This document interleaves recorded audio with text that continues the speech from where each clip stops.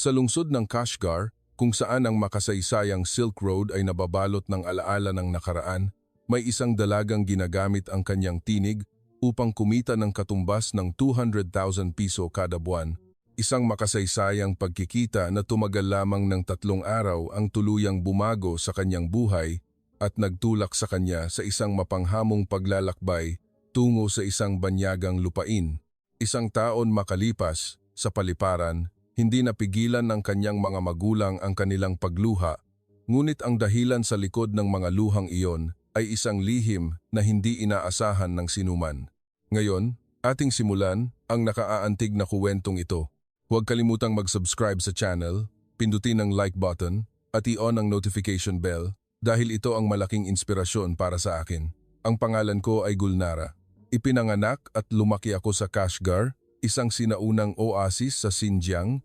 Ang aking pamilya ay isang malaking pamilya na binubuo ng aking mga magulang at 5 magkakapatid. 7 kami sa kabuuan. Upang magkaroon ng sapat na pagkain ang buong pamilya, walang sinuman ang maaaring magpahinga. Pagkatapos kong magtapos ng high school, kinailangan ko ng sumabak sa paghahanap buhay. Ang pinto ng unibersidad ay isang malayong pangarap. Kapag ang pagkain para bukas ay isang palagiang alalahanin, ang pag-aaral ay nagiging isang luho.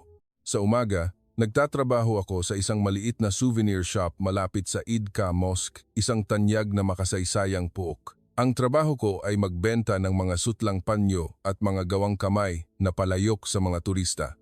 Ang amo ko sa tindahan ay napakakuripot. Ang buwanang sahod ko ay 1,500 yuan lamang, katumbas ng humigit kumulang 12,000 piso.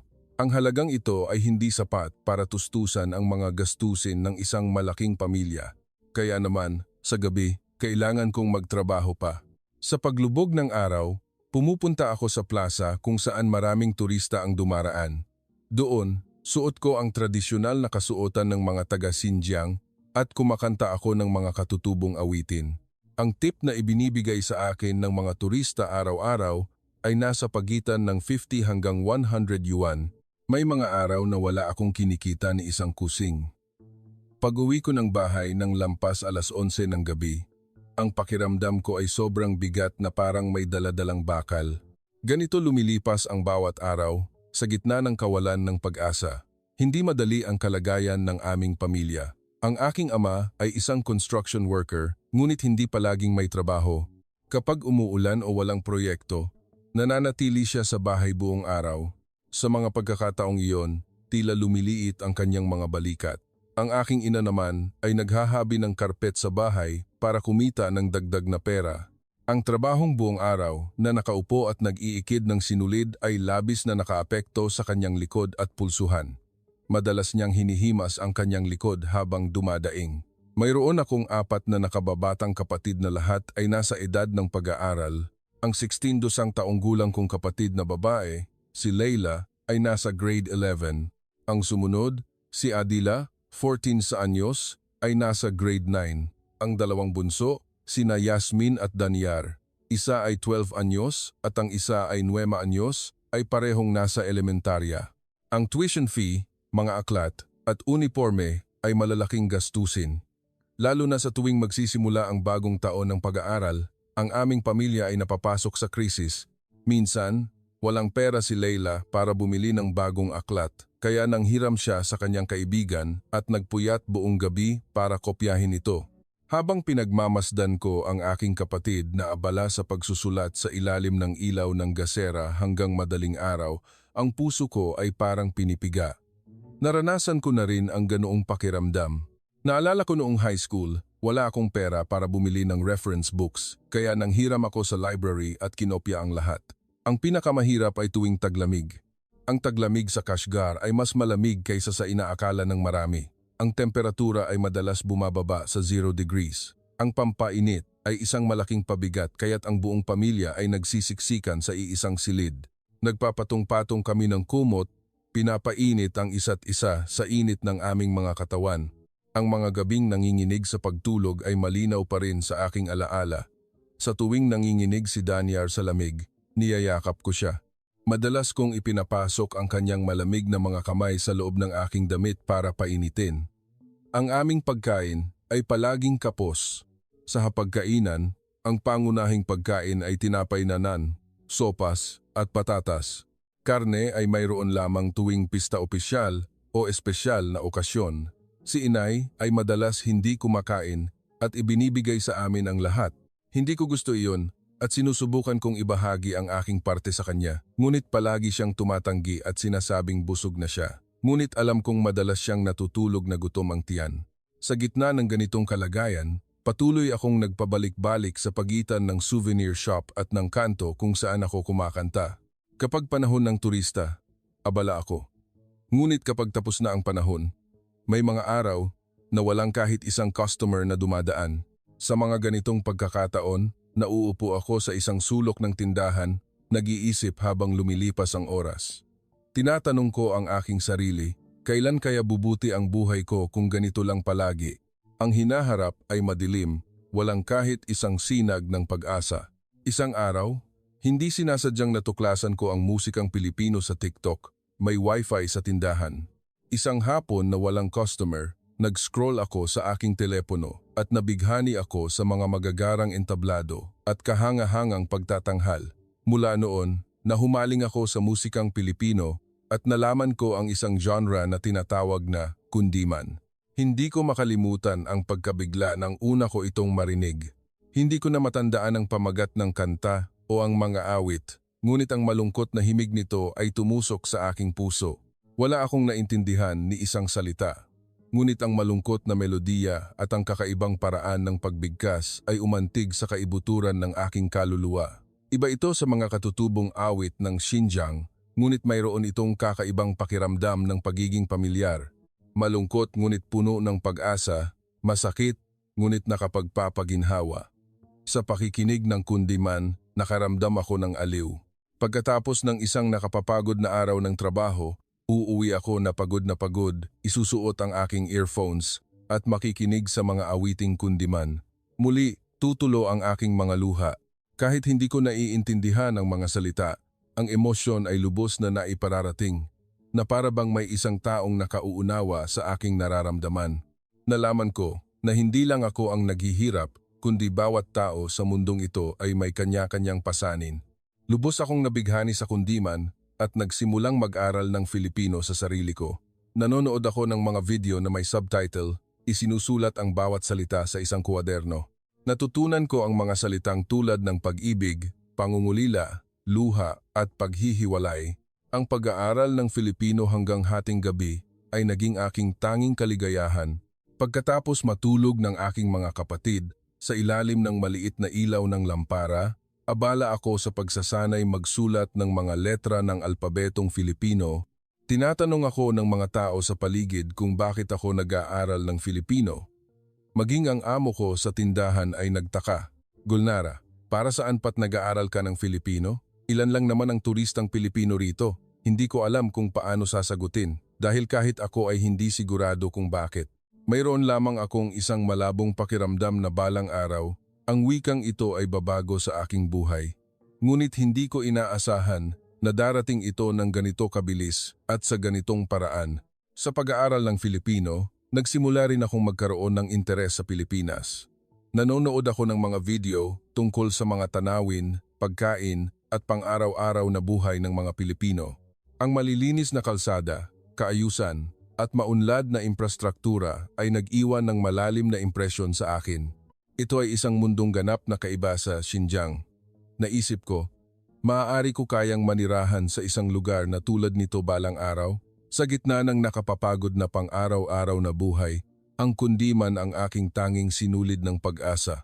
Sa pakikinig sa mga awiting iyon, naniniwala akong balang araw ay bubuti ang aking buhay at ang aking talento ay makikilala. Kapag kumakanta sa kalye, madalas kong hinihimig ang mga melodiya ng kundiman. Nagtataka ang mga turista, ngunit hindi ko ito pinapansin. Gayunpaman, ang katotohanan ay nananatiling malupit. Sa edad na 21, ako ay isang tindera pa rin sa souvenir shop. Sa gabi, sa Xinjiang, ang isang 21 taong gulang na babae ay itinuturing ng matandang dalaga. Paminsan-minsan, binabanggit din ni inay ang tungkol sa pag-aasawa. Gulnara, Gusto kang ipakilala ng matchmaker sa kapitbahay sa kanyang anak. Subukan mo, kayang makipagkita minsan. Umiling ako. Hindi pa po, inay. Mayroon pa po akong gustong gawin bago mag-asawa. Bumuntong hininga si inay. Anak, ang babae ay may panahon. Hindi ko talaga inaasahan na isang makasaysayang pagkikita ang paparating sa akin. Akala ko, isa lang itong ordinaryong araw. Iyon ay isang magandang maaraw na araw sa kalagitnaan ng Abril. Ang mga turista ay mas marami kaysa karaniwan, ngunit hindi ko alam na ang ordinaryong araw na iyon ay magiging isang malaking pagbabago sa aking buhay. Ang gulong ng tadhana ay nagsimula ng umikot. Iyon ay isang magandang maaraw na araw sa kalagitnaan ng Abril. Matingkad ang sikat ng araw mula pa umaga at mainit-init ang hangin. Ang souvenir shop malapit sa Idka Mosque ay nasa panahon ng turista kaya mas maraming customer kaysa karaniwan. Binuksan ko ang tindahan ng alas 9 ng umaga at abala ako sa pag-aasikaso ng mga customer. Sunod-sunod na grupo ng mga turista mula sa China at Europa ang pumasok sa tindahan kaya buong umaga akong nagtrabaho ng walang tigil. Nakalimutan ko na ang oras ng pananghalian. Kumain ako ng mabilis na tinapay at uminom ng tsaa sa likod ng tindahan. Bandang alas 3 ng hapon, medyo humupa ang mga customer. Habang inaayos ko ang mga paninda, iniisip ko kung anong kanta ang aawitin ko mamayang gabi. Noong mga oras na iyon, isang lalaking Asyano ang nakatayo sa harap ng tindahan, may hawak na mapa at tila nalilito habang tumitingin sa paligid. Mukha siyang wala pang 30 anyos, maayos manamit na kapolo shirt, maong at may dalang backpack. Inakala kong isa siyang turistang Tsino, ngunit may kakaiba sa kanyang kilos. Mas kalmado siya at mas maayos tingnan. Nagatubili siya sandali bago lumapit sa akin at nagsalita sa Mandarin na may halong punto. Excuse me, alam mo ba kung saan ang Afak Koja Mausoleum? Sasagutin ko na sana siya sa Mandarin. Mula rito, mga 10 minuto lang papuntang Hilaga, ngunit sa sandaling iyon, isang batang lalaki na mga 6 na taong gulang ang naghahabol sa kanyang kuya at nadapa sa harap mismo ng tindahan. Nawalan ng balanse ang bata at dumiretso sa estante ng mga palayok na nasa harap ko. Nataranta ako at napasigaw, "Naku, delikado!" Halos sabay kaming kumilos ng lalaki. Sumugod kami patungo sa bata at sinalo ito. Hinawakan ko ang kamay ng bata habang inalalayan naman niya ang katawan nito. Huminto ang bata sa ere at ligtas ang estante ng mga palayok. Umiyak ang bata sa takot. Agad ko siyang pinatahan. Okay lang. Hindi ka ba nasaktan? Itinayo ko ang bata at pinagpagan ang alikabok sa kanyang damit. Ang lalaki ay nag-aalala ring tiningnan kung may gasgas ang mga tuhod ng bata. Tumatakbong lumapit ang ina ng bata. Naku, pasensya na po talaga. Walang tigil sa paghingi ng paumanhin ang ina sa wikang Uyghur. Iwinagayway ko ang aking kamay. Okay lang po. Ang mahalaga, hindi nasaktan ng bata. Mag-ingat po kayo. Hinawakan ng ina ang kamay ng kanyang anak. Yumuko at nagmamadaling umalis. Nakahinga ako ng maluwag at tiningnan muli ang estante ng mga palayok. Mabuti na lang at walang nabasag. Sa sandaling iyon, hindi ko na malayang nasabi ko, "Hay, salamat, walang nangyari." Iyon ay sa wikang Filipino. Kusang lumabas sa bibig ko ang Filipino. Nagulat din ako, ngunit mas nagulat ang lalaki. Nanlaki ang kanyang mga mata. "Teka, nagsalita ka ba ng Filipino?" Tanong niya sa Filipino, puno ng pagtataka ang boses. Namula ang aking mukha. Nahihiya ako. Opo, pasensya na. Nag-aaral po kasi ako ng Filipino sa sarili ko kaya minsan nadudulas po ako. Nahihiya akong ngumiti at iwinagayway ang kamay. Ngumiti siya at sinabing, "Hindi, walang dapat ikahingi ng tawad." Nagulat lang talaga ako. Hindi ko inaasahang makakarinig ako ng Filipino dito sa Kashgar. At napakalinaw ng bigkas mo. Saan ka nag-aral? Ang kanyang boses ay may halong pagkamangha at tunay na kagalakan. Medyo nahihiya akong sumagot. Sa internet lang po. Mahilig po kasi akong makinig ng kundiman kaya habang nakikinig, nag-aaral na rin ako. Lalo siyang nagulat. Kundiman? Bihira ang dayuhang mahilig sa kundiman. Karaniwan, mas gusto ng mga tao ang pop music. Nagsimula kaming mag-usap ng natural. Ang pangalan niya ay Miguel Santos. Isa siyang office worker mula sa Maynila, nagtatrabaho sa isang kumpanya ng kalakalan. Pumunta siya sa Xinjiang para sa isang linggong business trip, ngunit natapos na ang kanyang trabaho noong Miyerkules. Mayroon pa siyang libreng oras hanggang weekend kaya ngayong Biyernes, pumunta siya sa Kashgar para mamasyal.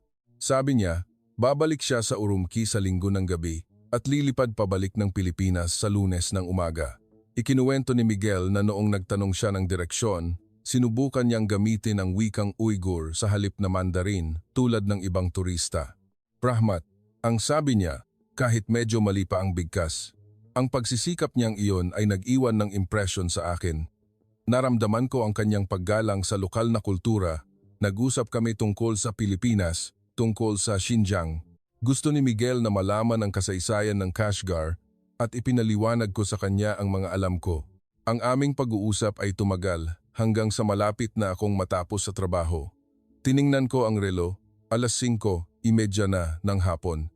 Nagsimula na akong maghanda para magsara, magligpit ng mga paninda at magbilang ng pera. Nakatayo si Miguel sa labas, tila ayaw pang umalis. Isinara ko ang pinto ng tindahan at lumabas. Lumapit si Miguel nang may pag-aalinlangan. Gulnara, sa tingin ko, tadhana na rin ito. Kung hindi ka abala, pwede mo ba akong maging tour guide sa Kashgar ngayong gabi? Siyempre, babayaran kita. Dagdag pa niya, sa linggo ng gabi, kailangan ko nang bumalik sa Urumqi kaya 2 araw lang ako dito sa Kashgar. Ang kanyang boses ay napakagalang at ang kanyang mga mata ay tapat. Ang magalang niyang alok ay nagpadalawang isip sa akin. Ang pagsama sa isang dayuhang lalaki na hindi ko kilala ay isang bagay na kailangang pag-isipan. Sa Xinjiang, ang isang dalagang mag-isang kasama ng isang lalaki ay maaaring masamain ng tingin. Ngunit naramdaman ko ang katapatan sa mga mata ni Miguel. Bukod pa roon, ang pagkakataong makapagsalita ng Filipino ay labis kong ikinatuwa. Nag-isip ako sandali at tumango. Sige, dadalhin kita sa mga lugar na alam ko. Pero sa gabi, may performance din ako. Kaya limitado lang ang oras. Nagliwanag ang mukha ni Miguel. Walang problema. Kahit sandaling panahon lang na makasama ka ay isang karangalan na para sa akin. Maraming salamat. Iminungkahi kong pumunta sa Afak Koja Mausoleum, ang pinakamagandang lugar sa paglubog ng araw. Kung pupunta tayo ngayon, aabutan natin ang sunset. Sumang-ayon si Miguel. Napakaganda niyan. Naglakad kami ng magkasama. Sa daan, patuloy kaming nag-usap. Ikinuwento ni Miguel ang buhay opisina sa Pilipinas. Ikinuwento ko naman ang aking pang-araw-araw na buhay sa Xinjiang. Nakapagtataka, mabilis kaming naging malapit sa isa't isa. Ang pag-uusap sa Filipino ay hindi awkward, bagkus ay napaka-natural. Hindi pinagtawanan ni Miguel ang aking medyo bago pa lang na Filipino, bagkus ay nakinig siya ng mabuti. Noong mga oras na iyon, hindi ko pa alam na ang pagkikitang ito ay tuluyang babago sa aking buhay. Iniisip ko lang na ito ay magiging isang espesyal na gabi kung saan makakapagsalita ako ng Filipino, ngunit ang tadhana ay nagsimula na. Ang 3 pinakamahalagang araw sa aking buhay ay nagsimula rito. Dumating kami sa Afak Koja Mausoleum sa oras ng paglubog ng araw. Ang mga libingan na pinalamutian ng mga berdeng azuleho ay kumikinang sa ilalim ng ilaw ng dapit hapon. Walang tigil sa pagkamangha si Miguel. Napakaganda. Nakita ko lang ito sa mga litrato, pero mas kahanga-hanga at mas maganda sa personal.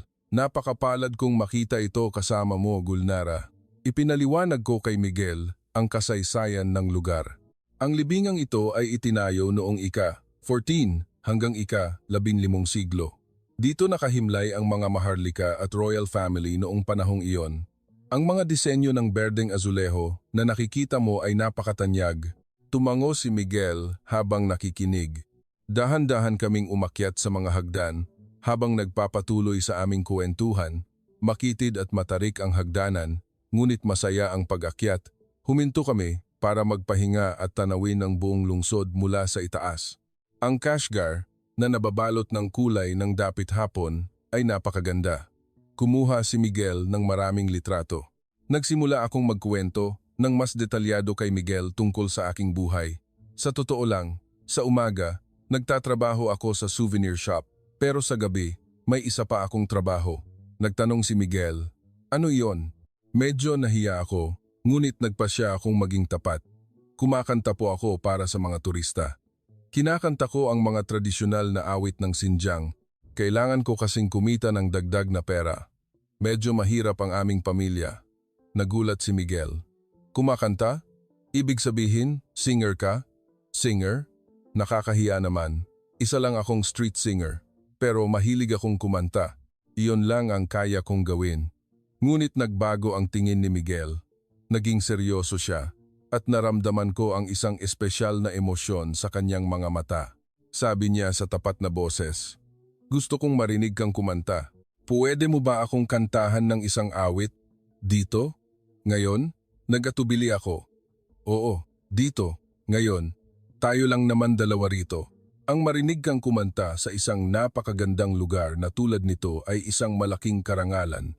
Dahil sa kanyang tapat na pakiusap, tumango ako. Ipinikit ko ang aking mga mata, huminga ng malalim.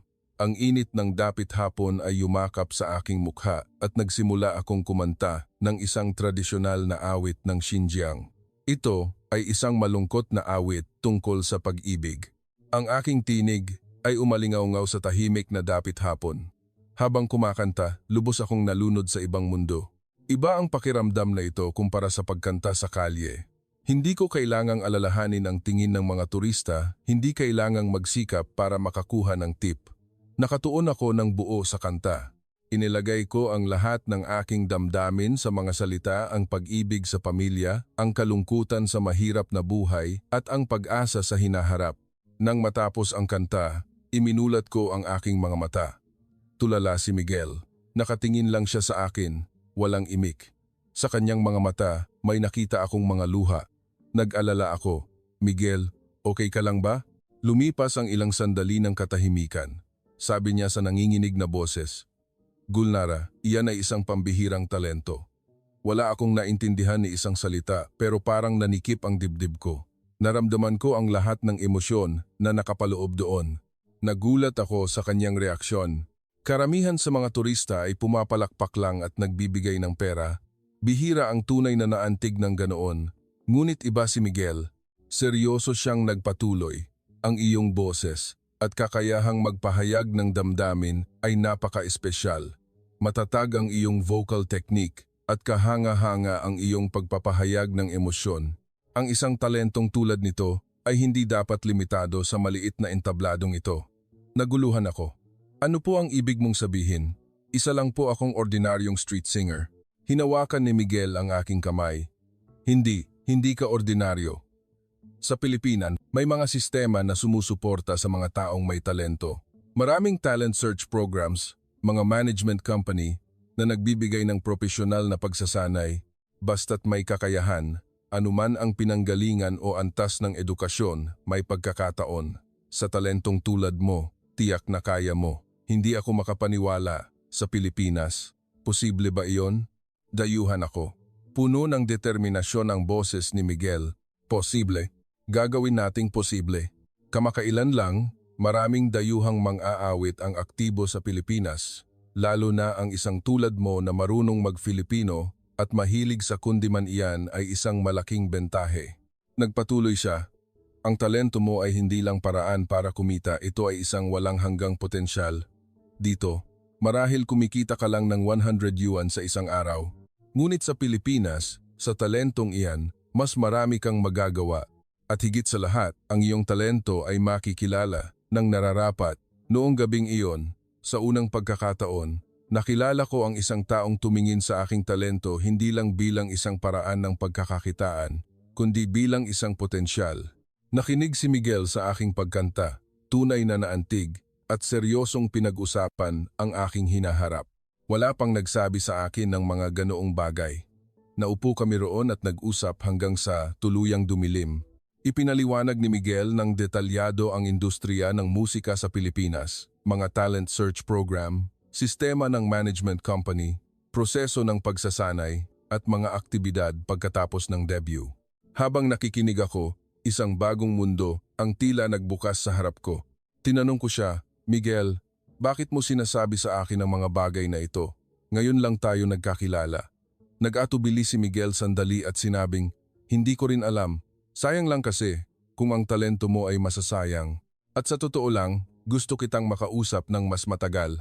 Ang prank kanyang pag-amin ay nagpatibok ng mabilis sa aking puso. Naramdaman kong namula ang aking mukha. Mabuti na lang at madilim na. Siguro'y hindi nakita ni Miguel. Iminungkahi ni Miguel na magkita kami ulit bukas pagkatapos ng aking trabaho. Sa pusong kinikilig, pumayag ako. Pauwi, ang aking puso ay puno ng kakaibang kagalakan. Sino ang lalaking ito? Bakit niya ako binibigyan ng ganitong pag-asa? Bakit niya ako tinitingnan ng ganito kaseryoso? Sari-saring isipin ang tumatakbo sa aking ulo. Noong gabing iyon, halos hindi ako nakatulog.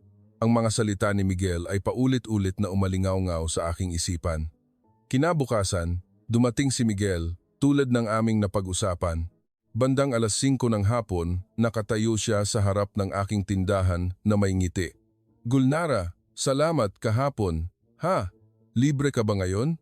Tumango ako. "Oo, libre ako hanggang bago ang performance ko mamayang gabi." Magkasama kaming naglibot sa iba pang mga pasyalan sa Kashgar. Pumunta kami sa Grand Mosque, isang napakalaking istruktura. Muli, namangha si Miguel sa laki nito. Hindi ka pani-paniwala. Paano nila naitayo ang ganito, kalaking gusali, noong panahong iyon? Ipinaliwanag ko ang aking nalalaman. Ang mosque na ito ay itinayo noong ika-14 na siglo sa utos ng imperyo ng Timurid. Pagkatapos bumalik mula sa kanyang kampanya sa India, ipinatayo ito ni Timur para sa kanyang asawa. Noong panahong iyon, isa ito sa pinakamalaking mosque sa mundo. Habang nakikinig si Miguel sa aking paliwanag, abala siya sa pagkuha ng litrato. Dahan-dahan kaming naglakad sa loob ng mosque. Ang malawak na patio, matataas na simboryo, at masalimuot na mga disenyo ng azuleho, lahat ay kahanga-hanga. Masusing nakinig si Miguel sa lahat ng aking paliwanag. Pagkatapos, ikinuwento naman niya sa akin ang tungkol sa Pilipinas. Si Miguel ay isang ordinaryong office worker sa Maynila, ngunit ang kanyang mga kuwento ay isang bagong mundo para sa akin. Sinabi niya na sa Pilipinas, ang mga taong may tunay na talento ay maraming oportunidad. Basta't may kakayahan, anuman ang pinanggalingan o antas ng edukasyon, maaaring magtagumpay. Naramdaman ko ang inggit sa mga salitang iyon. Susunod, pumunta kami sa Shakri Sabz, ang lugar ng kapanganakan ni Timur. Doon, binisita namin ang mga guho ng Summer Palace. Mga guho na lamang ito ngayon, ngunit mahahanduraw pa rin namin ang karangyaan nito noon. Interesado si Miguel sa kasaysayan, at ipinaliwanag ko sa kanya ang aking nalalaman. Sa ikalawang araw, magkasama rin kami. Pumunta kami sa Ulugbeg Observatory na itinayo noong ika-15 siglo. Ito ang pinakamodernong obserbatoryo sa mundo noong panahong iyon. Interesado rin si Miguel sa Aham. Binisita namin ang obserbatoryo at nag-usap tungkol sa talino ng mga sinaunang tao. Hindi ko namalayan, isang espesyal na damdamin ang nabuo sa pagitan namin. Nagbago ang tingin ni Miguel sa akin, mas mainit at mas mapagmahal kaysa noong unang araw. Naramdaman ko rin ang gaan at kaligayahan kapag kasama ko siya. Para bang matagal na kaming magkakilala. Sa gabi ng ikatlong araw, naghanda na kaming magpaalam malapit sa hotel ni Miguel kung saan siya aalis pabalik. Mahigit 9:00 na ng gabi. Nalulungkot akong magpaalam kay Miguel. Sa isiping bukas ay babalik na siya sa Pilipinas. Bumigat ang aking dibdib. Habang naglalakad kami sa isang maliit na eskinita, bigla kaming hinarang ng isang grupo ng mga 5 lalaki. Mukha silang lasing at masama ang tingin sa isang dayuhan. Nakilala ko sila. Sila ang mga siga na madalas gumawa ng gulo sa aming lugar. Lumapit ang leader sa kanila kay Miguel at sumigaw sa Mandarin, "Hoy, Inchik, teritoryo ko to. Ibigay mo ang pera mo." Naintindihan ko ang mga salitang iyon, nanigas ang buo kong katawan. Hindi ito ang unang beses na nakaranas ako ng ganito, ngunit nakakatakot pa rin. Ngayong kasama ko pa si Miguel, lalo akong natakot. Ngunit si Miguel ay hindi tulad ng inaasahan ko. Hindi siya natinag. Sa halip, mahinahon niyang hinawakan ang aking kamay at itinulak ako sa likuran niya. Pagkatapos ay nagsalita siya ng malinaw sa Mandarin. "Hindi ako Insik, Pilipino ako. Narinig niyo na ba ang Arnis? Black belter ako sa Arnis. Ibibigay ko ang pera, pero huwag ninyong sasaktan ang babaeng ito." Hindi nanginginig ang boses ni Miguel, bagkus ay puno ito ng determinasyon. Kinuha niya ang kanyang pitaka at ibinigay ang pera. Heto, kunin ninyo. Kinuha nila ang pera at nagkatinginan. Lumipas ang ilang sandali ng tensyon. Sa huli, kinuha nila ang pera, nagmura at umalis. Swerte nyo, masaya ako ngayon, kaya palalampasin ko kayo. Nang tuluyan na silang umalis, nakahinga ng maluwag si Miguel. Sa sobrang takot, nanginginig ang buo kong katawan. Parang nanlambot ang aking mga tuhod at muntik na akong matumba. Niyakap ako ni Miguel. Okay na, Gulnara, ligtas na tayo, umalis na sila. Sa kanyang mainit na yakap, umiyak ako. Natakot ako, sobrang takot, akala ko masasaktan ka. Hinaplos ni Miguel ang aking buhok at sinabing, pasensya na, dahil sa akin, napahamak ka. Hindi mo kasalanan, umiling ako. Sa halip, salamat sa pagprotekta sa akin, nanatili kaming ganoon sandali. Ang puso ko ay kumakabog ng mabilis, hindi lang dahil sa takot. Ang imahe ni Miguel na, sa gitna ng panganib ay inuuna ang aking kaligtasan ay tumatak sa aking puso. Naramdaman kong tunay ang lalaking ito. Isang taong inuuna ang aking kaligtasan kaysa sa sarili niya.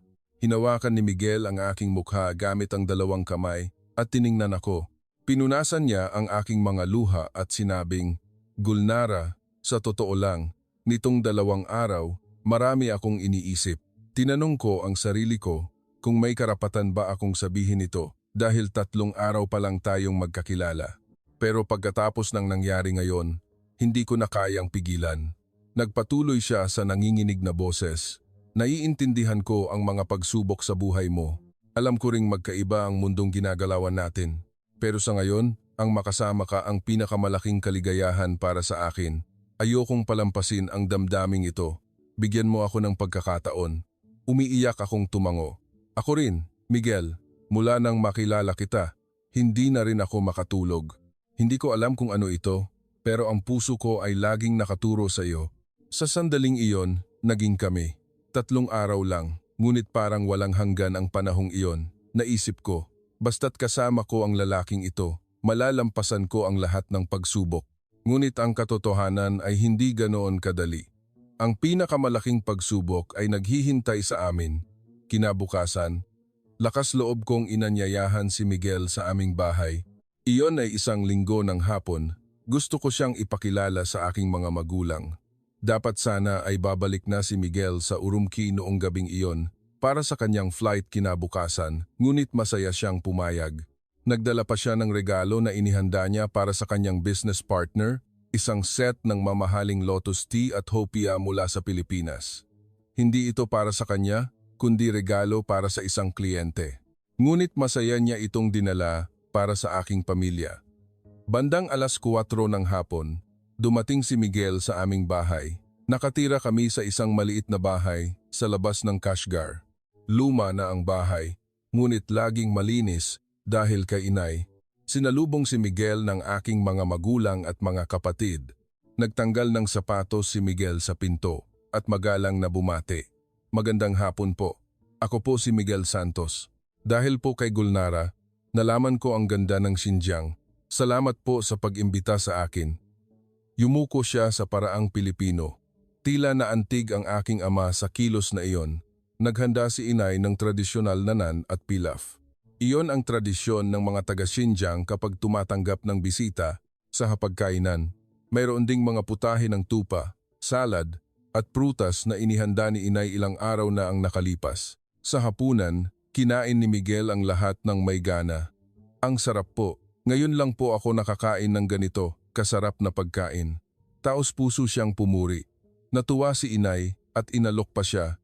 Sa hapunan, nagsimulang magsalita si Miguel tungkol sa aking talento. Tito, tita, ang talento ni Gulnara sa pagkanta ay napaka-espesyal po. Nagkataon lang po na narinig ko siyang kumanta at talagang namangha ako. Kung maisasama ito sa sistema sa Pilipinas, tiyak na malaki ang kanyang pagkakataon. Nagpakita ng interes ang aking ama, ngunit unti-unting dumilim ang mukha ni inay. Tiningnan niya ako ng may pag-aalala. Naintindihan ko ang kahulugan ng tingin na iyon. Pagkaalis ni Miguel, pumasok si inay sa aking silid. Kasama niya si Itay, Seryoso ang mukha ng aking mga magulang. Gulnara, may kailangan tayong pag-usapan, sabi ni inay sa mabigat na boses. Kinabahan ako. Alam kong tututol sila, ngunit ayaw kong marinig. Anak, alam naming gusto mo ang binatang si Miguel, pero hindi ba't masyadong mabilis? Ilang araw pa lang kayong magkakilala, sabi ng aking ama. Sumagot ako, Itay, nararamdaman kong tapat po siya. Si Miguel po ang unang taong tumingin sa akin ng seryoso. Bumuntong hininga si inay. Gulnara, bata ka pa. Alam mo ba kung gaano karaming babae rito ang nag-asawa ng Pilipino at naghirap? Nagpatuloy si inay. Ang pagkakaiba ng kultura ay madalas na uuwi sa hiwalayan. Madalas pa, minamaliit sila, iniisip na nag-asawa lang para sa pera. Marunong ka ng kaunting Filipino, pero hindi iyon lahat. Ang wika ay simula pa lang. Dagdag ni Itay, naaalala mo ba ang anak ni Jima, ang kapitbahay natin, si Fatima? Nag-asawa siya ng Pilipino at umalis, pero isang taon lang, bumalik na. Sabi, hindi raw kasundo ang pamilya ng asawa, hindi rin sanay sa pagkain at hirap sa maalinsangang klima. Malaki ang sugat sa puso niya. Pinigilan ko ang aking mga luha at sinabing, hindi po ganoon si Miguel. Taos puso niyang sinusuportahan ang talento ko at nirerespeto niya ako bilang isang tao. Hinawakan ni inay ang aking kamay. Anak, hindi sa hindi ka namin mahal kaya sinasabi namin ito. Dahil sa sobrang pagmamahal sa iyo kaya kami nag-aalala. Ilang araw, mabigat ang hangin sa aming bahay. Sinabi ni Miguel na kinanselan niya ang kanyang flight noong Lunes ng umaga at nagpasya siyang manatili sa Kashgar ng ilang araw pa. Tumawag siya sa kanyang kumpanya at humingi ng leave. Hindi raw siya maaaring umuwi nang hindi nakukumbinsi ang aking mga magulang. Ikinuwento ko ng detalyado kay Miguel ang pagtutol ng aking mga magulang. Sabi ni Miguel sa seryosong boses, gusto kong makausap ng personal ang iyong mga magulang para ipaliwanag ang aking nararamdaman. Pupunta ako ulit sa inyo para formal na makipag-usap. Noong Martes ng gabi, muling pumunta si Miguel sa aming bahay. Sa pagkakataong ito, mas magalang pa siya. Lumuhod siya sa harap ng aking mga magulang. Kumabog ang aking dibdib. Tito, tita, alam ko pong 3 araw pa lang kaming magkakilala ni Gulnara. Maaring isipin ninyong napakabilis, pero sigurado po ako. Nanginginig ngunit puno ng determinasyon ang boses ni Miguel. Mahal ko po si Gulnara hindi dahil sa pera o anupaman, kundi dahil sa kanyang talento, potensyal at sa kung sino siya. Sa Pilipinas, ako po ang mananagot at tutulungan ko siyang abutin ang kanyang mga pangarap. Pakiusap po, bigyan ninyo ako ng pagkakataon. Matagal na nanahimik ang aking ama. Luha ang nagtanong si inay kay Miguel. Tunay mo bang mapapaligaya ang aming anak? Hindi ba siya malulungkot at maghihirap sa Pilipinas? Iyon ang pinakaaalala namin. Dito, may pamilya siya, pero sa Pilipinas, mag-isa lang siya. Yumuko si Miguel. Lubos ko pong nauunawaan ang inyong pag-aalala. May mga magulang din po ako, kaya naiintindihan ko ang inyong nararamdaman. Ngunit ipinapangako ko po, gagawin ko ang lahat para hindi maramdaman ni Gulnara na nag-iisa siya sa Pilipinas. Para sumikat ang kanyang talento at higit sa lahat, para maging maligaya siya. Gusto ko pong pakasalan si Gulnara. Sa sandaling iyon, tila huminto ang hangin sa silid. Halos hindi ako makahinga. Dahan-dahang nagsalita ang aking ama. Miguel, naiintindihan namin ang iyong puso, ngunit mayroon kaming mga tradisyon. Sana maintindihan mo rin ang puso ng isang magulang na magpapakasal ng anak. Nag-atubili si Itay sandali at sinabing, ayon sa aming tradisyon, ang lalaki ay dapat maghanda ng dote para sa pamilya ng babae.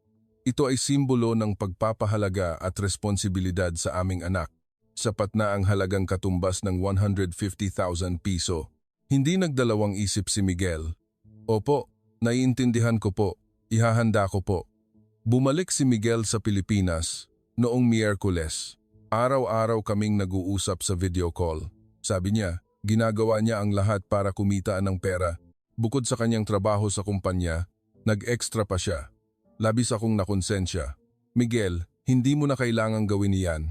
Ngunit ngumiti lang si Miguel at sinabing, okay lang. Isang buwan makalipas, muling dumating si Miguel sa Xinjiang. Sa pagkakataong ito, nagdala siya ng 200,000 piso, 50,000 piso na mas mataas kaysa sa hiningi ng aking mga magulang. Nagulat ako, Miguel, hindi mo kailangang maghanda ng ganyan kalaki. Ibinigay ni Miguel ang pera sa aking mga magulang at sinabing, hindi ko po intensyon na bilhin si Gulnara. Gusto ko lang pong ipakita ang aking malalim na paggalang sa inyong pamilya at tradisyon. Ito po ang aking pangako na aalagaan ko si Gulnara habang buhay. At sana po, kapag pumunta si Gulnara sa Pilipinas, mapanatag ang inyong kalooban. Hindi po ito malaking halaga. Sana po ay tanggapin ninyo. Nakita ito ni Inay at hindi napigilan ang pagluha. Hinawakan din ni Itay ang kamay ni Miguel. Miguel, ipinagkakatiwala ko sa iyo ang aking anak. Ngayon, alam ko nang tapat ka. Kami ang may maling akala. Patawarin mo kami. Sa wakas, pumayag din ang aking mga magulang na kami ay magpakasal. Umiyak ako sa tuwa. Sa wakas, isang bagong kabanata ng aking buhay ang nagbukas. Pagkatapos makuha ang basbas ng aking mga magulang, agad akong tinulungan ni Miguel na mag-asikaso ng visa para sa Pilipinas. Mula sa paghahanda ng mga dokumento hanggang sa pag-set ng appointment sa embahada, lahat ay masusi niyang tinulungan. Pagkabalik niya sa Pilipinas, araw-araw siyang tumatawag para i-check ang progreso. Gulnara, handa na ba ang mga dokumento? Kumusta ang interview sa embahada? Huwag kang kabahan, sagutin mo lang ng natural. Ang proseso ng pagkuha ng visa ay mas komplikado kaysa sa akala ko. Birth certificate, family relation certificate, marriage registration, maraming papeles ang kailangang ihanda. Nagpadala si Miguel ng listahan ng mga kailangang dokumento at ipinaliwanag kung paano ihanda ang bawat isa. Sa umaga, nagtatrabaho ako. Sa gabi, abala ako sa paghahanda ng mga papeles. Ang pinakamahirap ay ang interview sa embahada. Kailangan kong pumunta sa embahada ng Pilipinas sa Urumqi. Mula Kashgar hanggang Urumqi ay 2 oras na biyahe ng tren. Gabi bago ang interview, hindi ako makatulog sa kaba. Tinawagan ako ni Miguel at pinalakas ang aking loob. Gulnara, kaya mo iyan, sagutin mo lang ng tapat. Sa araw ng interview, pumasok ako sa embahada na nanginginig ang puso. Nagtanong ang interviewer sa Filipino at sinikap kong sagutin. Bakit mo gustong pumunta sa Pilipinas? Paano kayo nagkakilala ni G. Miguel Santos? Ano ang gusto mong gawin sa Pilipinas? Sinagot ko ng buong puso na mahal ko si Miguel at gusto kong mag-aral ng pagkanta sa Pilipinas. 2 buwan makalipas, nakuha ko rin ang aking visa. Nag-book ako ng flight papuntang Pilipinas. 1 linggo bago ang aking pag-alis, naging abala ang aming pamilya. Inimpake ni Inay ang aking mga damit. Binalaan ako ni Itay, anak, pagdating sa Pilipinas, mag-ingat ka sa kalusugan. Sundin mo si Miguel. Gabi bago ang aking pag-alis, nagkaroon kami ng maliit na despedida party. Nagluto si Inay ng mga paborito kong pagkain. Puno ang hapagkainan ng pilaf, dumplings at noodles. Bawat subo ko, pinipigilan ko ang aking mga luha. Mahigpit na hinawakan ni Inay ang aking kamay, umiiyak. Gulnara, huwag kang magkakasakit doon ha. Maging malusog ka. Kung may problema ka, tawagan mo kami. Palagi kaming nandito para sa iyo. Hindi gaanong nagsalita si Itay, ngunit tinapik niya ang aking balikat. Abutin mo ang iyong mga pangarap. Palagi ka naming susuportahan. Ang aking mga kapatid, habang nag-iimpake ng aking damit, ay naiinggit. Ate, siguro napakaganda sa Pilipinas, no? Pwede ba kaming bumisita doon? Tanong ni Leila. Tumango ako. Siyempre, kapag naging stable na ako, iimbitahan ko kayong lahat. Niyakap ako ng bunso naming si Danyar at umiyak. Ate, huwag ka nang umalis. Niyakap ko siya ng mahigpit. Babalik ako agad. Madalas akong tatawag. Ang flight papuntang Maynila ay 9 na oras. Tumingin ako sa labas ng bintana. Sabik at kinakabahan para sa aking bagong buhay. Makaka-adjust kaya ako sa Pilipinas? Magkakaroon ba talaga ako ng pagkakataon tulad ng sinabi ni Miguel? Sari-saring isipin ang tumatakbo sa aking ulo. Sa eroplano, binuksan ko ang aking Filipino phrasebook. Inaral ko ulit ang mga pangungusap na maaaring gamitin sa airport. Saan po ang banyo? Saan po kinukuha ang bagahe? Saan po ang sakayan ng taxi? Paulit-ulit kong sinabi para magsanay. Lumapag ang eroplano sa Ninoy Aquino International Airport ng 10:00 ng gabi. Bumaba ako ng eroplano, dumaan sa immigration at kinuha ang aking bagahe. Paglabas ko sa arrival hall, nakita ko si Miguel na naghihintay na may dalang bulaklak. "Gulnara! Dumating ka na! Welcome!" Nakangiting niyakap ako ni Miguel. Sumubsob ako sa kanyang dibdib at umiyak.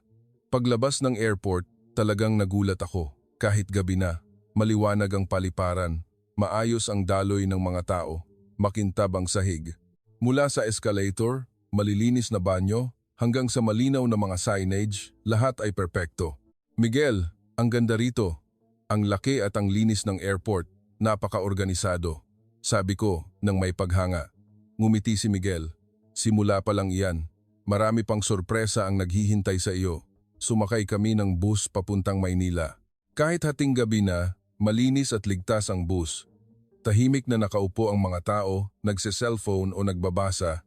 Walang maingay na nag-uusap o nagkakalat, malayo sa masikip na pampublikong sasakyan sa Xinjiang.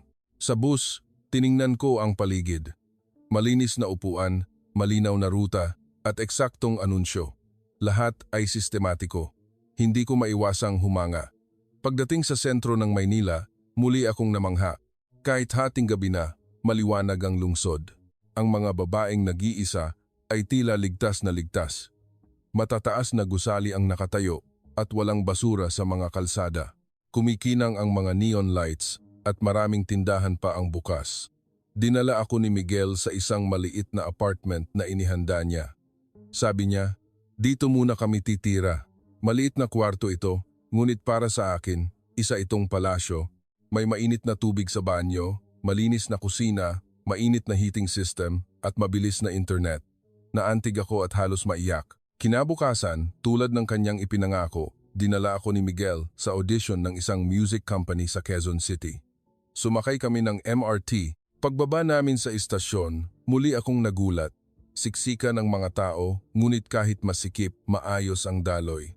Sa audition venue, maraming katulad kong nangangarap maging mga awit. Sa waiting room, nanginginig ang aking mga kamay sa kaba. Hinawakan ni Miguel ang aking kamay at sinabing, "Kaya mo iyan, Gulnara. Naniniwala ako sa talento mo." Nanginginig ang puso. Kinanta ko ang inihanda kong awit. Ito ay isang kantang pinagsamang katutubong awit ng Xinjiang at Kundiman. Habang kumakanta, ipinikit ko ang aking mga mata, ibinuhos ang lahat ng aking damdamin, ang pananabik sa aking bayan, pag-ibig sa pamilya, at ang pagnanais na maabot ang aking pangarap. Napakainit ng reaksyon ng mga hurado. May kakaibang dating. Medyo may punto pa, pero ang pagpapahayag ng emosyon ay napakagaling, sabi ng isang hurado. Dagdag ng isa pa, ang isang dayuhang kumakanta ng kundiman ay isang malaking bentahe, panahon na ng globalisasyon. Nakikita ko ang potensyal. Paglabas sa audition room, mahigpit na hinawakan ni Miguel ang aking kamay. "Ang galing mo! Siguradong maganda ang resulta niyan." 2 araw pa lang ako sa Pilipinas. Ngunit naramdaman kong isang hakbang na akong mas malapit sa aking pangarap. Ito talaga ang lugar kung saan ako nirerespeto at maaaring abutin ang aking mga pangarap. Lahat ng ipinangako ni Miguel ay nagkatotoo. 1 taon makalipas, nakapasa ako sa audition ng kumpanya at opisyal na naging trainee. Araw-araw, dumadalo ako sa mga klase sa pagkanta at pag-aaral ng Filipino para pagbutihin ang aking kakayahan. Mahigpit ang mga guro, ngunit maaalaga rin sila. Kapag mali ang aking bigkas, paulit-ulit nilang itinatama. Kapag mali ang aking paghinga, itinuturo nila mula sa simula. At si Miguel at ako ay nagpasya ng magpakasal.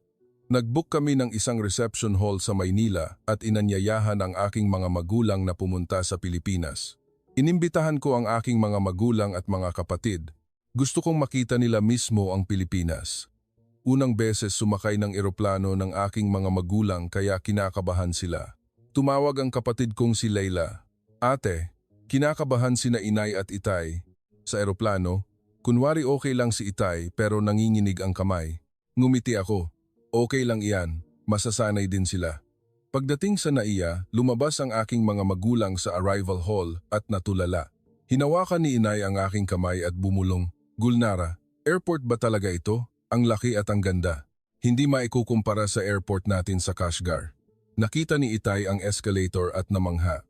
Umaandar ito ng kusa, kakaiba. Para siyang bata, mausisang sinubukan ang escalator. Ang aking mga kapatid naman ay tingin ng tingin sa paligid, kumukuha ng litrato. Humanga rin ang aking mga magulang sa banyo na may modernong kagamitan. Paglabas ni inay sa banyo, sinabi niya, "Gulnara, mas maganda pa ang banyo rito kaysa sa hotel. Automatikong nagfa-flush, may mainit pang tubig." Ngumiti ako, "Inay, simula pa lang po iyan. Dinala namin ni Miguel ang aking mga magulang at kapatid sa Maynila. Nag-arkila si Miguel ng isang malaking van. Hindi kasya sa ordinaryong sasakyan ang 7 katao. Nag-book si Miguel ng sasakyan gamit ang app at sa loob lang ng 2 minuto dumating na ito." Nagtaka si Itay, "Bakit ang bilis?" "Sa Kashgar, 30 minuto kaming maghihintay ng taxi." Ngumiti si Miguel. "Normal lang po iyan dito sa Pilipinas, tito. Mag-book lang sa app, darating agad ang sasakyan." Nakita ng driver na dayuhan ang aking mga magulang at hindi nagpakita ng anumang inis. Sa halip, magiliw siyang bumati at tinulungan kaming ilagay ang mga bagahe sa likod. "Saan po tayo?" "Ia-adjust ko po ang aircon para komportable kayo." Bumulong si inay sa akin. "Bakit ang babait ng mga tao rito? Trato nila sa customer ay parang hari." Nang pumasok ang sasakyan sa sentro ng Maynila, lalong namangha ang aking mga magulang. Kahit 10:00 na ng gabi, maliwanag pa rin ang lungsod. Nagniningning ang mga ilaw mula sa matataas na gusali. Malinis ang mga kalsada at maayos ang daloy ng trapiko. Tumingin si Itay sa labas ng bintana, humanga. "Ganito kalaki at karaming tao pero bakit ang ayos? Isang traffic light lang, hihinto lahat ng sasakyan." Tiningnan ni inay ang kalsada at nagtaka. Wala akong makitang kahit isang basura. Gabi na pero may mga babae pa ring nag-iisa. Ligtas talaga ang bansang ito. Nagtanong si Leila, "Ate, okay lang bang mag-isa sa gabi rito?" Tumango ako. "Oo, ligtas ang Pilipinas. Madalas din akong mag-isa sa gabi." Tila nabigla ang aking mga magulang sa lahat ng bagay sa Pilipinas. Pagdating sa aming bagong bahay, muli silang namangha. Ang apartment namin kahit maliit ay malinis at moderno. Pagpasok pa lang sa pinto, automatikong bumukas ang ilaw, isang motion sensor.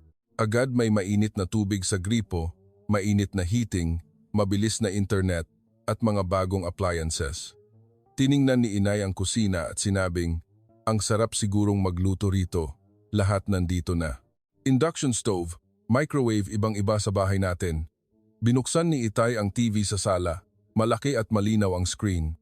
Pinindot ni Itay ang remote, mausisa. "Bakit ang daming channel?" "Mahigit 100. Ngumiti ako. "Cable TV po yan, Itay. Pwede nating panoorin ang gusto nating palabas kahit anong oras."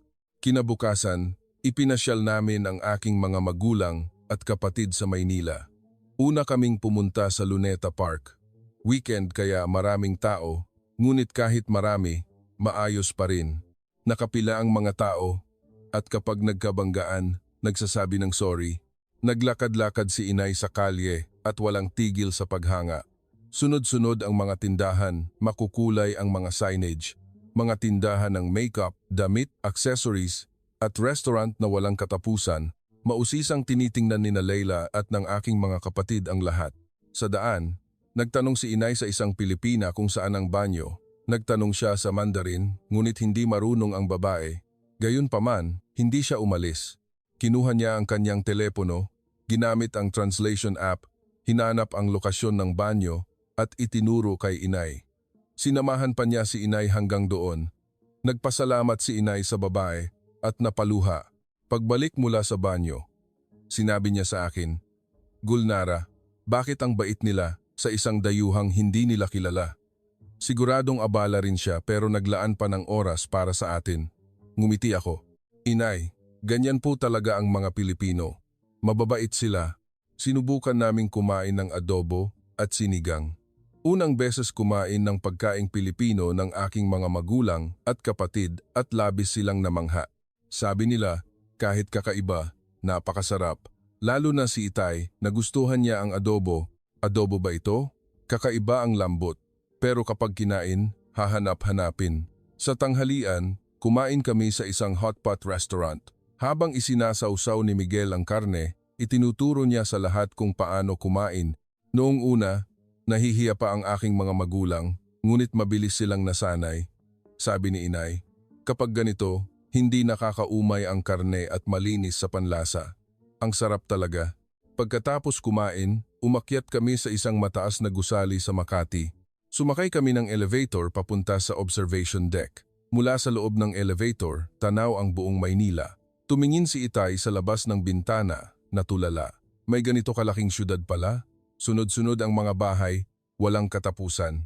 Pagdating sa observation deck, bumungad ang buong tanawin ng Maynila. 360-degree view ng syudad, napakaganda. Nasa gitna ng syudad ang Laguna de Bay at sunod-sunod ang matataas na gusali. Tiningnan ni inay ang tanawin at umiyak. Gulnara, sa ganitong lugar ka na pala nakatira? Napakaganda ng bansang ito. Gabi, pumunta kami sa isang parke malapit sa Manila Bay. Papadilim na, maraming tao sa baybayin, ngunit hindi magulo. May nagbibisikleta, may tumatakbo, may nakalatag sa banig. Bawat isa ay ninanamnam ang kanilang libreng oras sa sarili nilang paraan. Tiningnan ni Itay ang malinis na baybayin at humanga. Isang malaking lawa sa gitna ng syudad pero ang linis ng tubig. Nag-ehersisyo ang mga tao, nagbibisikleta, naglalakad, tunay na isang maunlad na bansa. Sa Kashgar, wala tayong ganitong parke.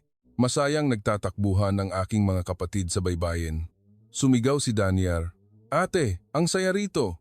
Gusto ko ring tumira dito balang araw." Niyakap ko si Danyar, "Basta't mag-aral kang mabuti, kaya mo iyan." Nag-order kami ng fried chicken at beer at kumain sa tabi ng dagat. Ang Pinoy-style fried chicken ay nagustuhan ng aking mga magulang at kapatid. Sabi ni inay, "Ngayon lang ako nakakain ng ganito, kalutong at kasarap na fried chicken. Sakto rin ang timpla." Nang tuluyang dumilim, umilaw ang syudad, lalong gumanda ang tanawin. Ang mga tulay sa ilog ay maliwanag at kumikinang din ang mga gusali sa tabi nito. Humanga ang aking mga magulang habang pinagmamasdan ang tanawin. Kinabukasan, binisita namin ang Intramuros at ang Lumang Maynila. Gusto kong ipakita sa kanila ang tradisyonal na kultura ng Pilipinas. Sa pagtingin sa arkitektura ng San Agustin Church, sabi ni Itay, may malalim na kasaysayan din ang Pilipinas. Ang mapanatili nila ang ganito kagandang simbahan ay kahanga-hanga. Sa Intramuros, nag-arkila kami ng barot saya para magpakuha ng litrato. Masayang-masaya sina inay at ang aking mga kapatid na suot ito. Sabi ni inay, may pagkakahawig din ang barot saya sa ating tradisyonal na kasuotan, no? Elegante at maganda. Pumunta rin kami sa isa pang lumang distrito. Nagpahinga kami sa isang tradisyonal na tsahan. Nagustuhan ni Itay ang tahimik na kapaligiran ng lugar. Sa gitna ng isang modernong syudad na tulad nito, mayroon pa ring tradisyonal na espasyo. Magaling mag-alaga ng tradisyon ang mga Pilipino. Gabi bago ang kasal, formal na ipinakilala ni Miguel ang sarili sa aking mga magulang. Lumuhod siya sa harap nila ayon sa tradisyon ng Pilipinas. Lumuhod siya sa sahig, yumuko ng malalim hanggang sa dumikit ang kanyang noo sa sahig. "Itay, inay, aalagaan ko po si Gulnara habang buhay. Salamat po sa pagtitiwala ninyo sa akin." Hinawakan ni Itay ang kamay ni Miguel nang mahigpit, nanginginig at lumuluha. "Miguel, 1 taon na ang nakalipas. Pinagdudahan kita. Mayroon akong maling akala sa mga Pilipino. Ngunit ngayon, naiintindihan ko na. Tunay mong mahal ang aking anak." Nagpatuloy si Itay, "Salamat sa pagbibigay sa aking anak ng isang matatag at kahanga-hangang mundo. Wala akong kaalam-alam sa Pilipinas. Hindi ko alam na isa ito ang maunlad, ligtas at maayos na bansa. Siguradong magiging maligaya si Gulnara rito." Panatag na ako. Umiyak din si inay. "Miguel, alagaan mo ang aming anak. Napakapalad namin na magkaroon ng manugang na tulad mo. Noong una, labis kaming nag-alala, pero ngayon, alam na naming napunta si Gulnara sa mabuting tao. Napakabuti mo. Pinanood ko ang eksenang iyon at napaiyak din. Ang sandali kung saan sa wakas ay naintindihan at binasbasan ng aking mga magulang ang aking pinili. Ang mga magulang na 1 taon na ang nakalipas ay mariing tumutol, pagkatapos makita mismo ang Pilipinas ay tuluyan ng nagbukas ng kanilang puso. Ang katapatan ni Miguel at ang imahe ng Pilipinas ang nagpabago sa kanilang isipan. Bumulong si Leila sa akin.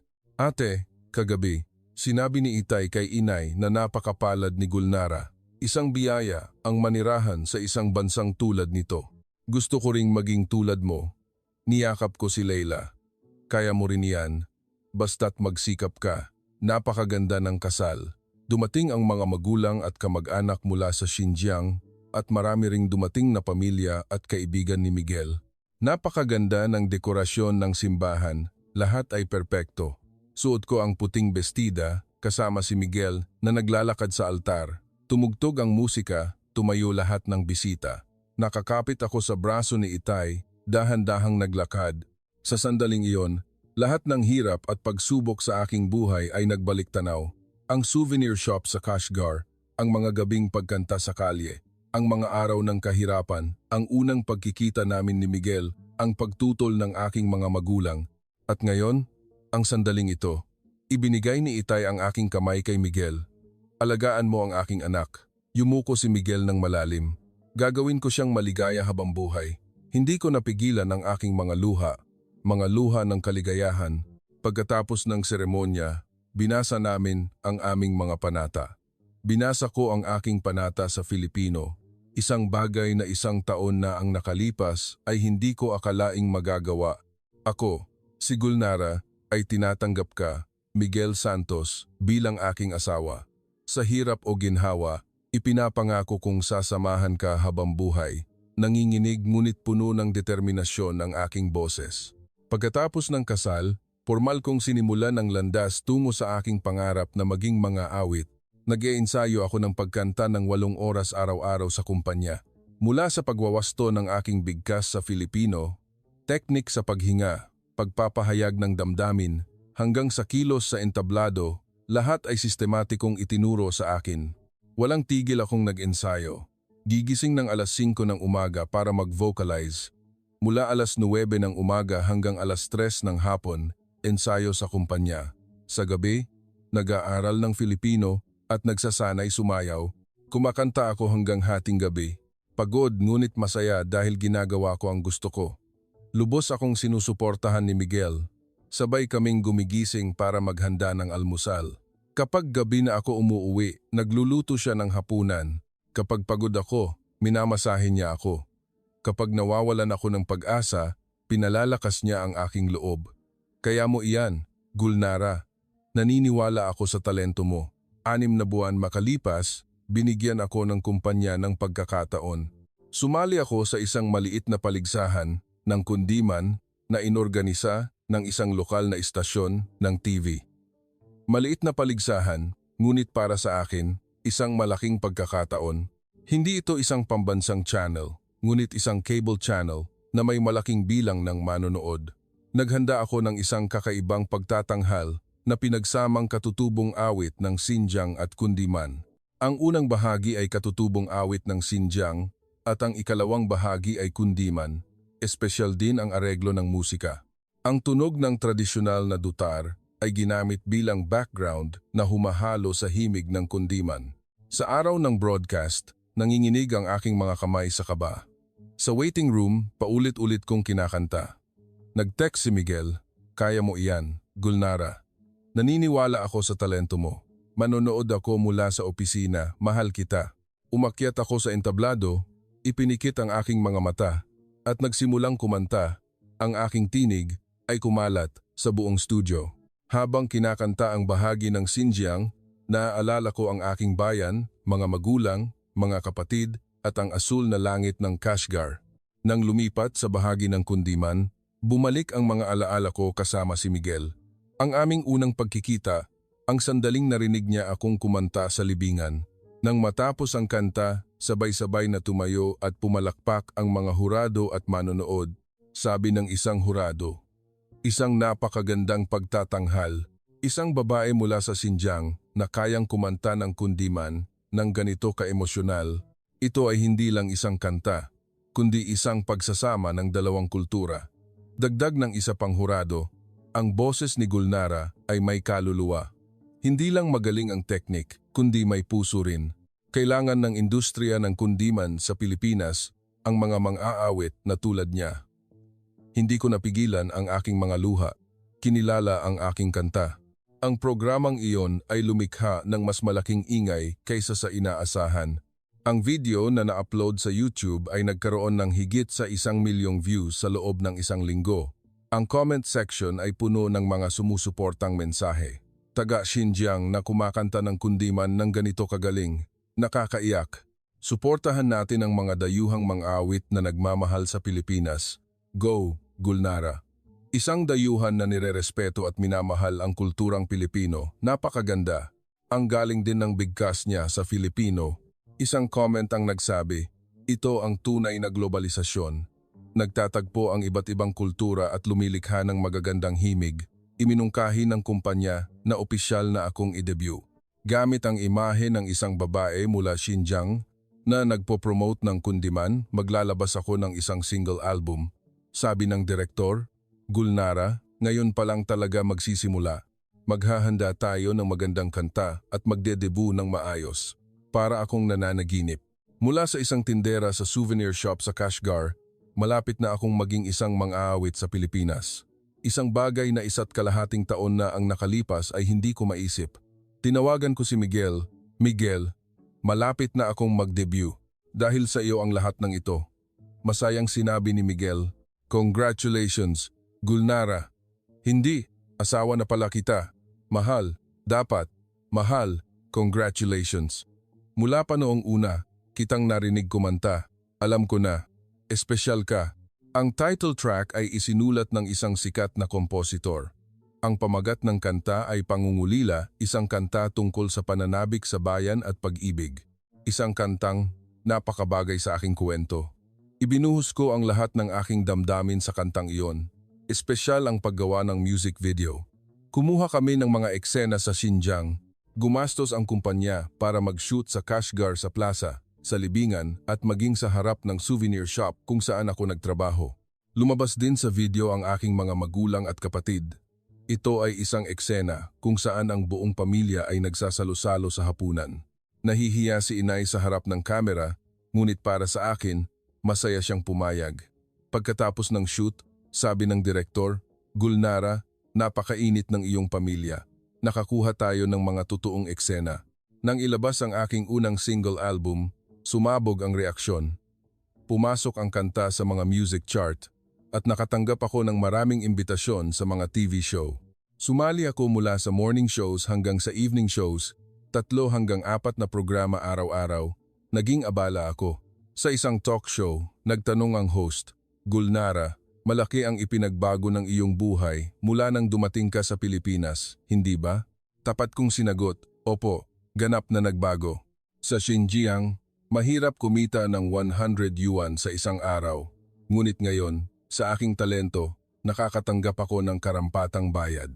Nagtanong ulit ang host, ano ang pinakagusto mo sa Pilipinas? Nag-isip ako sandali at sumagot, ang pagkakataon. Ang Pilipinas ay isang bansang nagbibigay ng pagkakataon. Basta't may talento ka, hindi tinitingnan ang iyong pinanggalingan. Dayuhan ako, ngunit hindi ako dinidiskrimina. Sa halip, mas marami pa akong natatanggap na suporta. Tumaas din ang aking kita. Kumikita ako ng higit sa 20 beses ng aking sahod sa Xinjiang. Bawat buwan, kumikita ako ng humigit kumulang 400,000 piso. Sa perang iyon, nagpapadala ako sa aking mga magulang. Sa amin, 50,000 piso kada buwan para sa gastusin. Nagpapadala rin ako ng pera para sa pag-aaral ng aking mga kapatid. Tumawag si Itay, Gulnara. Hindi ko akalaing magtatagumpay ka ng ganito. Ipinagmamalaki kita. Dahil sa iyo, gumaan ang buhay ng ating pamilya. Makakapagkolehiyo na si Leila. Nakakapag-aral na rin ang iyong mga kapatid. Umiiyak akong sumagot, Itay, ito lang po ang kaya kong gawin. Ipinagmamalaki ako ni inay kahit saan. Tumawag ang kapatid kong si Adila, ate, ipinagmamalaki ni inay sa mga kapitbahay na singer na ang anak niya sa Pilipinas at lumalabas pa sa TV. Ang Pilipinas daw ay isang maunlad na bansa. Ang anak ko ay nakapag-asawa ng Pilipino. Nailigtas na raw ang aming pamilya. Itinuturing ko na ngayong pangalawang tahanan ang Pilipinas. Dito, hindi lang ako nagtatrabaho para mabuhay, kundi napapaunlad ko rin ang aking talento at natutupad ang aking mga pangarap. Ang sistematikong suporta, pantay na pagkakataon, at kulturang nagpapahalaga sa talento ng Pilipinas ang nagdala sa akin kung nasaan ako ngayon.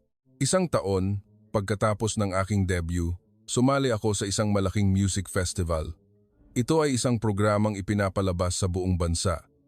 Sa entablado, nanginginig ako ngunit puno rin ng tiwala sa sarili. Kinanta ko ng perpekto ang inihanda kong awit. Pagkatapos ng programa, puno ang mga online forum ng mga sumusuportang komento. Isang manonood ang nagsulat. Sa pagtingin kay Gulnara, nararamdaman kong ang Pilipinas ay tunay na isang bansa kung saan basta't may kakayahan, maaaring magtagumpay. Hindi mahalaga ang nasyonalidad o pinanggalingan, kundi ang talento at pagsisikap. Salamat sa mga taong tulad ni Gulnara na pinili ang Pilipinas. Palaging nasa tabi ko si Miguel, ang aking maaasahang suporta. Kahit abala, inaalagaan at sinusuportahan niya ako. Kapag gabi na ako umuwi mula sa taping, aalis siya ng maaga sa trabaho para sunduin ako. Kapag pagod ako, pinagpapahinga niya ako. Kapag may sakit ako, dinadala niya ako sa ospital. Paminsan-minsan, naaalala ko ang souvenir shop sa Kashgar, 1.5 taon na ang nakalipas. Kung hindi ko nakilala si Miguel noon, marahil nandoon pa rin ako. Kumakanta para sa tip, nabubuhay araw-araw ng walang pag-asa sa hinaharap. Ngunit dinala ako ng tadhana rito. Ipinakilala sa akin ang isang anghel na si Miguel at dinala ako sa bansang Pilipinas. Ang pagkakataon at pag-asa na ibinigay sa akin ng Pilipinas ay isang napakahalagang regalo na hindi mabibili ng pera. Ngayon, gusto kong gamitin ang aking tinig para ipakilala ang magandang kultura ng Pilipinas sa mundo.